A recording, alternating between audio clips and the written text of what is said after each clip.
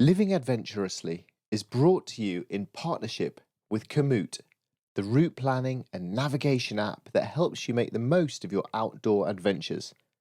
Whether you're cycling, hiking, running, or bike packing, Komoot's easy-to-use technology will get you out the door and exploring more of the great outdoors. You can see where I've been exploring by checking out the highlights of my journey on Komoot. Just follow the link in the show notes. My name is Alistair Humphreys.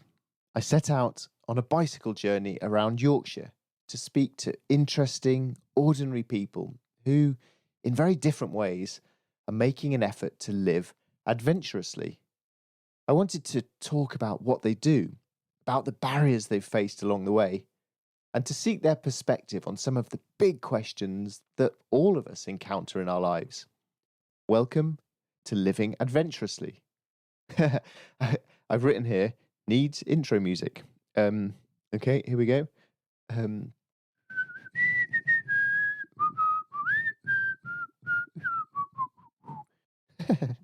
That'll do.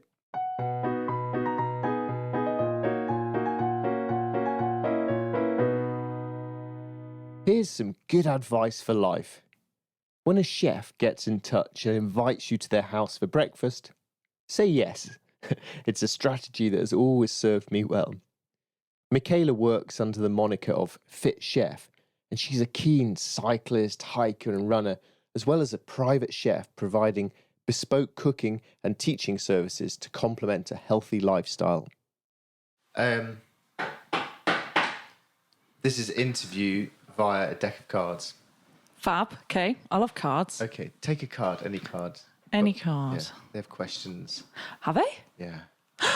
They're not actual playing cards. You don't have to, you can ignore any that you want to. Well, I would say that's bollocks, really. What's the question? It says, what would you say to someone who told you that your life was becoming less adventurous? Is it or not? No, definitely not. No, I don't think I've ever been more adventurous in my life. Embracing risk and the unknown and exploring and stuff. What does would the phrase living adventurously mean to you at the moment? Embracing the unknown, which is a bit scary for me because I'm generally known as a bit of a control freak.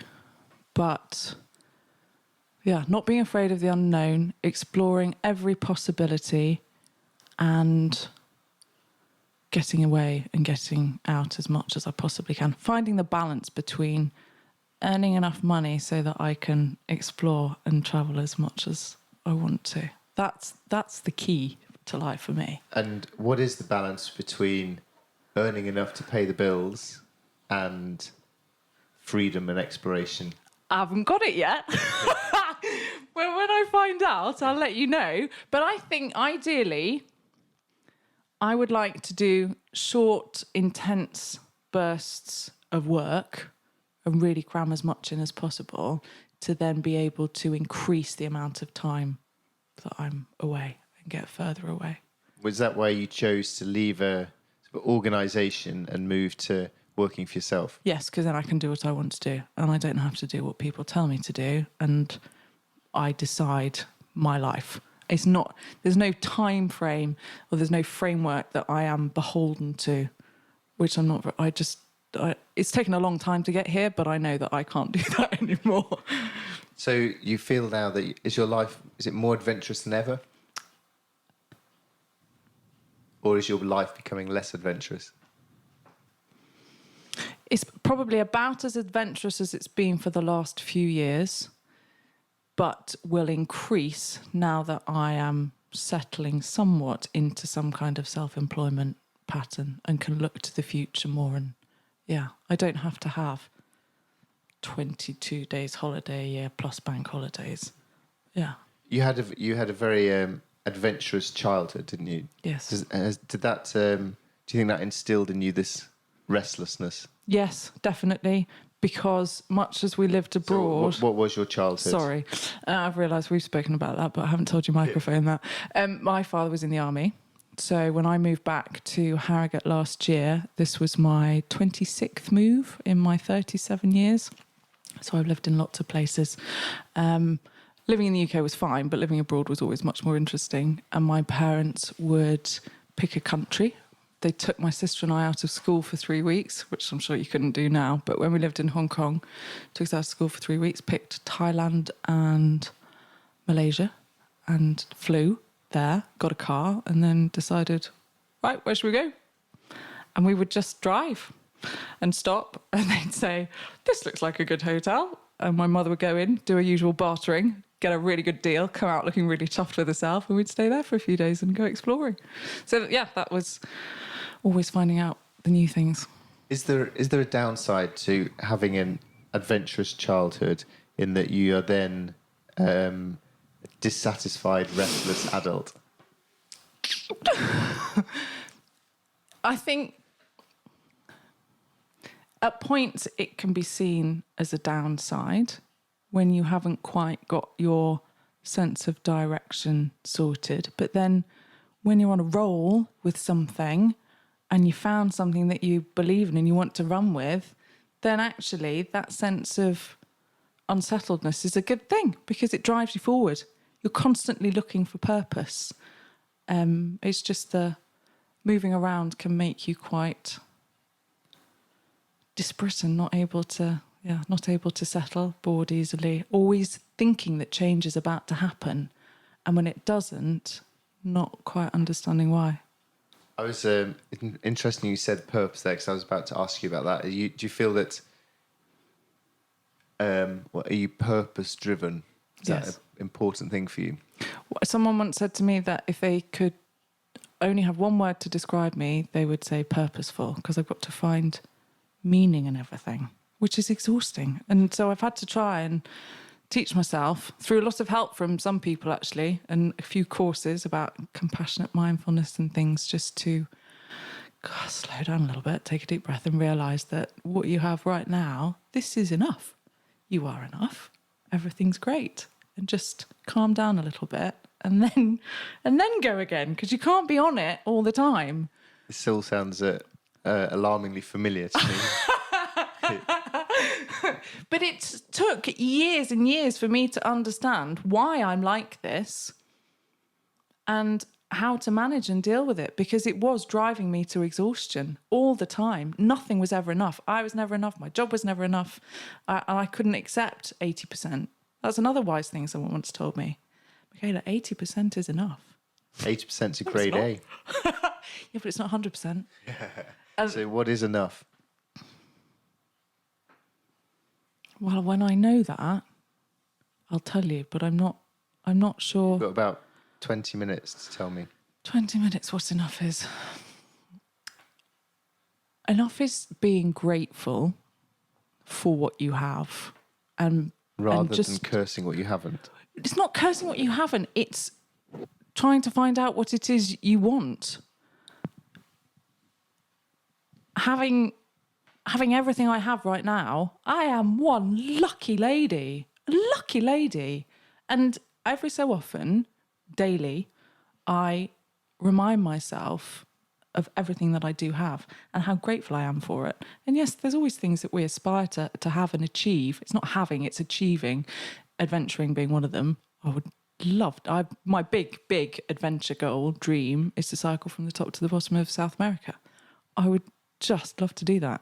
And I absolutely believe I'm going to do that one day. Once I've done that, will that then be enough? Don't know. Just got to do it. Anecdotal evidence from me would suggest not. No. It's true, but that's my character. I'll always be looking for more achievement. I've just got to learn how to balance when it's in the times that I am finding out what that achievement is. So one day you're going to cycle the length of South America. Yes. When is that day? I predict, because I know who I want to do it with as well. So they've got to be in a place to be able to do it. Okay. So this is dual adventure. I predict, where are we now? 6-7 years time. Okay. Which I know seems like a really long time away, but that person's not quite in the same work situation as I am. So yeah. But that's the That's really. But there'll be all sorts of little bits in between before that. That's just a really big one that I'd like to do. Okay. That is a good adventure to be going for. Thank you. Glad you approve. That's quite cool. You approve. Next question. Okay. Tell me about how you find a balance between work, play, money, and family. Well, some of that's dictated to me at the moment because starting working for myself, I'm at the moment focusing on having enough money so that I can live, let alone play. So the balance is necessarily skewed towards work at the moment. Right now, yes. These things come and change and ebb and flow, don't they? They do. I haven't been busy work-wise, really delivering work, should I say, cooking for 3 weeks, which could send me into mild panic. But I know what I've got coming up for August and September, some of October. So that's okay. So that then gives me chance to play. Obviously, there's no money, but I can do other things and do things that, being kind to myself and spending lots of time outdoors. Did some walking with my sister. I have been to see my parents on a couple of occasions. So when that delivering's not happening, you've just got to embrace the stuff that it is giving you time to do because you're self-employed and this is why you wanted to do it in the first place.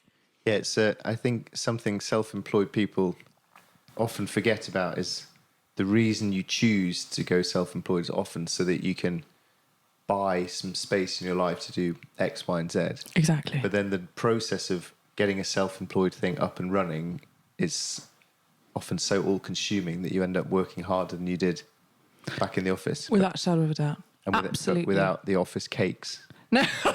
and you just have to and bake those pension. myself. Yeah. But then I used to end up eating the whole thing myself.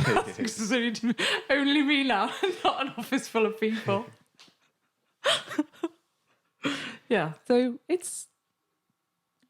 think it's easier when you're self-employed to find that balance. Do but you? But I think you have to remind yourself that that's why you're doing it. And whilst this sounds very much like me, but you have to plan it in. Otherwise, the work happens all the time.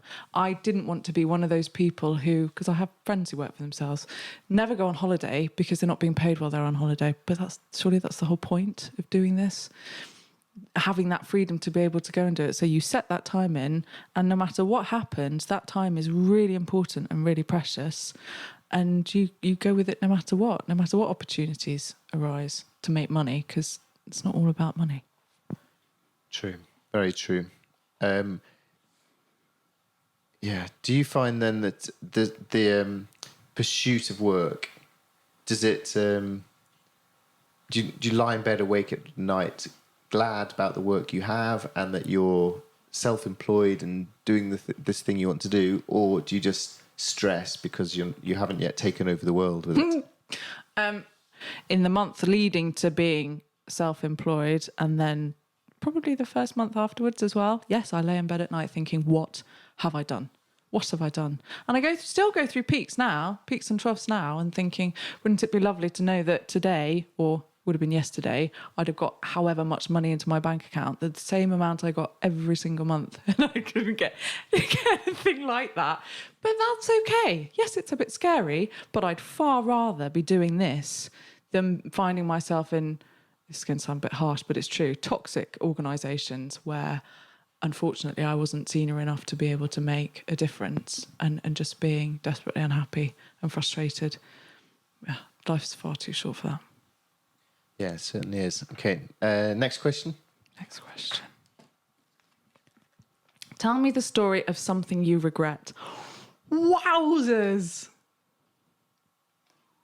Something you regret. I'm not really big on regret.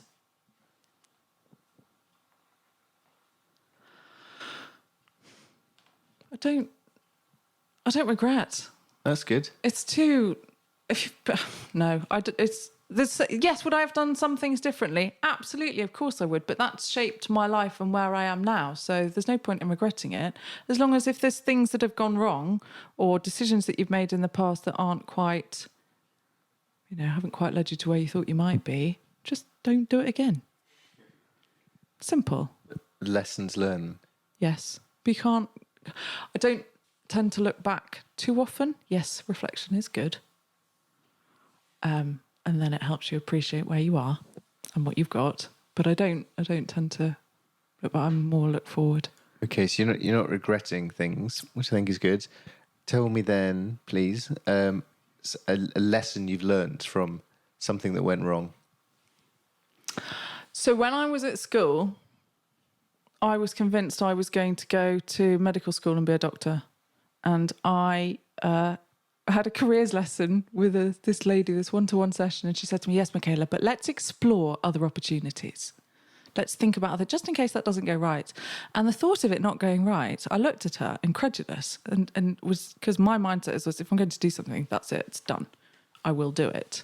And I said, there's absolutely no point in doing that because that's what I'm going to do.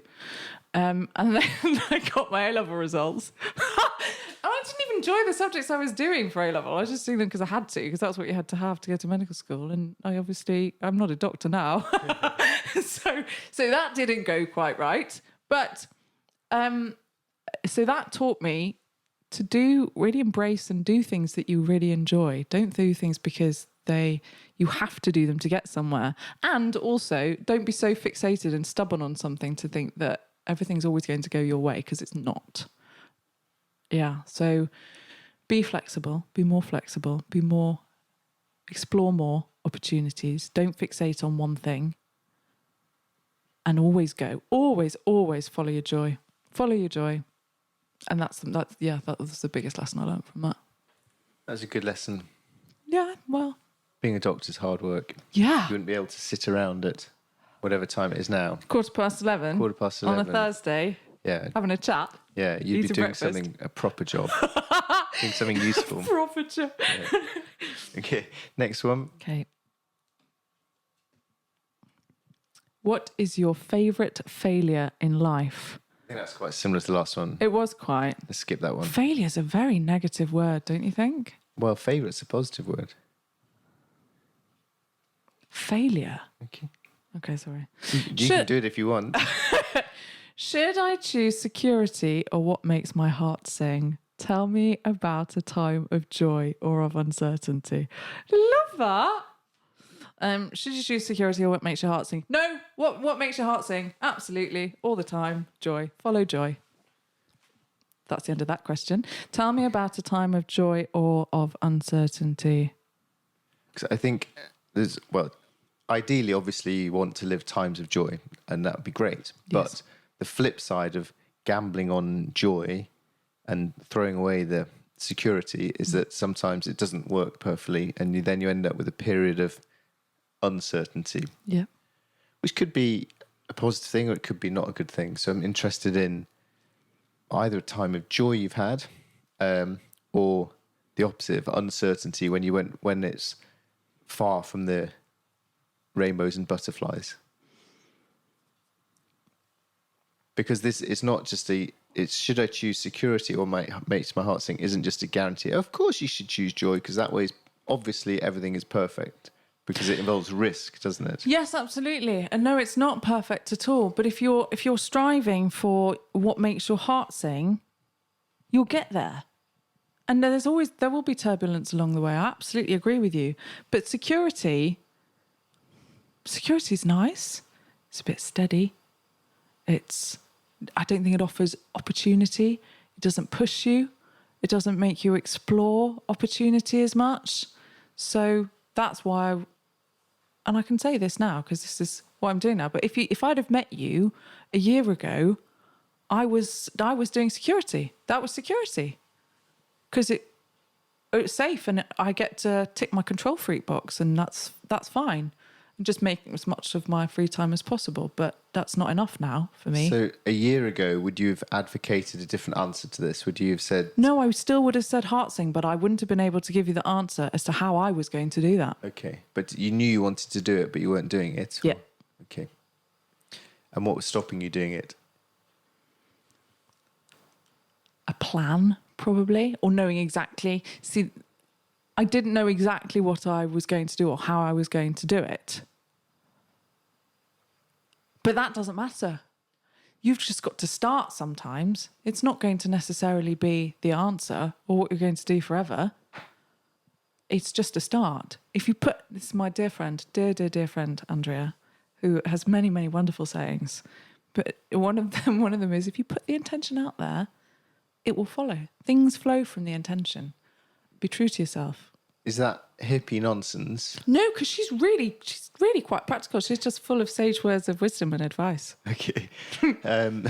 So I'm interested, though, whether something like that is hippie nonsense, trusting in the forces of the universe, or whether it is that once you put a declaration of intent out there, you start making it happen yourself. Exactly. That's exactly what it is. It's about propelling yourself as a person towards that intention and being brave enough. It takes bravery. It does. It takes a bit of courage to say, do you know what? I'm going to change everything and this is what I'm going to do. And whilst it might not last forever, don't know how long it's going to last for, it's going to give me more purpose and more satisfaction and more joy, because it is my joy if I follow this and I at least start. Just start. And then things happen. They do. That's probably the hippie bit, because I believe that then, as long if you're expressing an intention in that way, you tend to bring people along with you, and if you believe in it so strongly, other people latch on to that and they want to come along. They want to be part of it. So yeah, whilst it might, there's a balance between hippie nonsense but actual fact. No, I agree with all of that. It's amazing. Nice. Yeah, once I like playing the devil's advocate, but I like I've experienced many times the momentum that comes once you just start going on something. It builds and builds and starts gathering speed, and I see that time and again. Absolutely. Yeah. Okay. We'll do a couple more questions. Tell me about making the most out of life. These are proper, deep and meaningfuls here, Alistair, aren't they? Making the most out of life. Well, that is the joy following thing. So following joy. Surrounding yourself with people who feed you and you feed them, metaphorically. Well, actually, in my case also. But people don't ever feed me. That's always the downside of being a chef. Surrounding yourself with people who fill you up with happiness and good stuff, and who you like spending time with and have shared interests with, but also who challenge you. And I think that's really important. And people who know you well enough to know when to challenge you, but then know when to support you as well. And yeah, building relationships. Relationships is the foundation of absolutely everything. And they're the most important things to me. Whether that's friends, family, work, relationships and communication. Yeah. And I think that's making the most out of life. And yeah, not sticking, second best is not good enough. There's no space for mediocrity in life, I don't think. I'm not big on mediocrity. Did your father teach you those two sayings? What? No. That sounded like a proper little army to speak there. Really? Yeah. No, I don't think so. My father taught me lots of things, but no, not those two things. They jumped out at me then as that is an army phrase. No, my father taught me that there's no such thing as bad weather, only inappropriate clothing. Okay. And never let the truth get in the way of a good story. Okay, both also good wisdom and advice. Yeah. Okay, cool. Do another question, He'll please. probably be delighted that I actually listened to some of the things he's told me. If you could live life over, what would you do differently? Gosh. I think I'd have been braver in my 20s. I would have had more courage I would have liked to have had a bit more courage in my convictions when I was in my 20s. I coasted a little bit in my 20s, I think, and that was due to, it's going to get a bit personal, but due to relationships and things, and I think I should have been a bit more bold. So what advice would you offer to a young woman in her 20s trying to figure out what direction to go? Go with your... Try not to be dictated to, or try not to be led. Try not to allow your thinking and your decision making to be led by a relationship. Allow it to be led by what you as a person want to achieve, and where your goals are headed for, and what's going to make you happy and bring you satisfaction and joy, and where you want to be. try very hard not to be too influenced by a relationship, because if it's meant to be, it'll be. Another glorious Andrea saying is, what's meant for you won't pass you by. And it's true. So yeah, go with what's going to fulfill you in, heart, mind and everything, but focus on the mind a little bit more in the 20s. I think I need to meet this Andrea, or at least read her book of Proverbs. She's wonderful. You'd really like her. Okay, we'll do a couple more questions. Done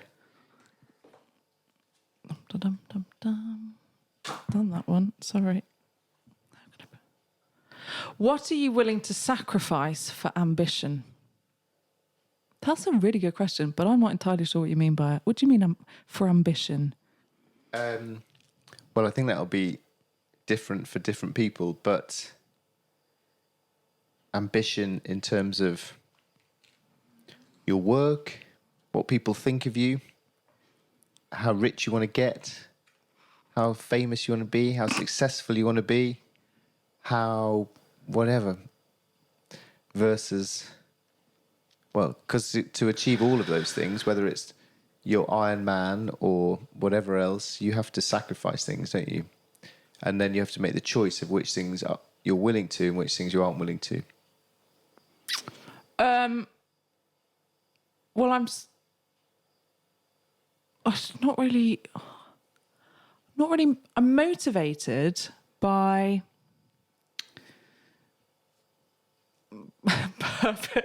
sense of purpose and meaning. I'm not particularly materialistic.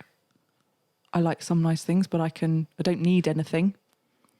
Someone once told me that in order to be truly happy, you either have to have absolutely everything you could ever want or nothing at all. And I'd always choose nothing at all. This sounds just more peaceful. What am I willing to sacrifice? Comfort would be, I could sacrifice comfort. Yeah. I don't think I have an awful lot to sacrifice in that. I'm not prepared to sacrifice any of my relationships or friendships or time I spend with people. But I'd happily have no money. Well, that's interesting you say that, because a lot of people would sacrifice relationship, blah, blah, blah, in order to win gold medals and things. So it's interesting you have I'm not as competitive as I used to be. I used to be fiercely competitive, and I think that's one of the things I learned a few years ago not to be. Because whilst I like pushing myself physically, I enjoy doing that because I like to know what my limits are. Still not found them yet. I've managed to achieve everything I've set my mind to with the help of others, always. But I'm not as competitive with other people because it's exhausting. So I don't feel that drive in that way anymore. I'm competitive with myself, not as much as I used to be. But I'm not. So much stuff you just can't take with you. So you don't measure yourself against other people, like your friends, your sister. No, they're all different. And they all value things similarly to me, I think, because that's why we're friends, and we're all in it for experiences, memories, stories. I don't need things because I'm not very interested in things. Like I hate shopping more than anything in the world. It's torture. My mother loved it. That wasn't a very good combination when I was younger. But no, so I'm willing to sacrifice luxuries, comfort, and all that. But I still don't think I've answered what the ambition thing is, because I'm not sure what that is for me. Well, I think the not being sure and it not being a big thing answers it for you. It's not a relevant force in your life. I do not have at the moment a thing that I need to achieve, like a single thing. Like I want to be, I don't know, the next Nigella Lawson or Mary Berry or Deliciously Ella and stuff like that. There's no drive for that sort of thing. I don't think. Because I don't compare myself to other people. Just me. That's a good place to be, isn't it? It's not as exhausting. Yeah. Much. It's a nice place to be. Yeah. Good. It's a good place to be. We'll do one more question. Okay. Hopefully not so deep. What advice would you offer to someone who has the same big barriers that are in your head and stop you getting on with things?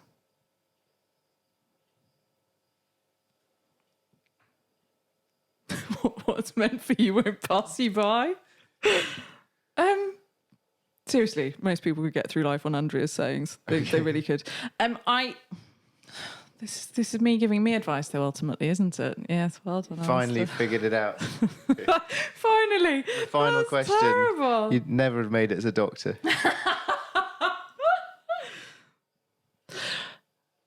And I'm going to go back and repeat my own advice before. Don't be fixated on one thing, and don't think that just because you've made a decision about something means that you have to stick with it. It's okay to flex it slightly and maybe explore other things.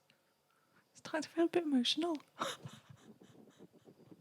It's okay. It's like Alistair's This is a safe travelling space. therapy session. It's a safe space in this kitchen. Oh, yes. Interesting. Okay. Yes. But Good. that's good. That's very, very helpful. Thank you very much. I good. wasn't You're expecting welcome. that. Well, thank you for answering my questions, and thank you for inviting me for breakfast. Welcome. That's part of all. It was very, very lovely to meet you. You too. Thank you.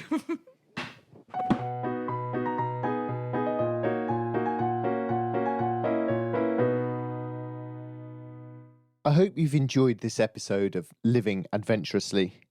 There's show notes from every episode on my website, alistairhumphreys.com/podcast.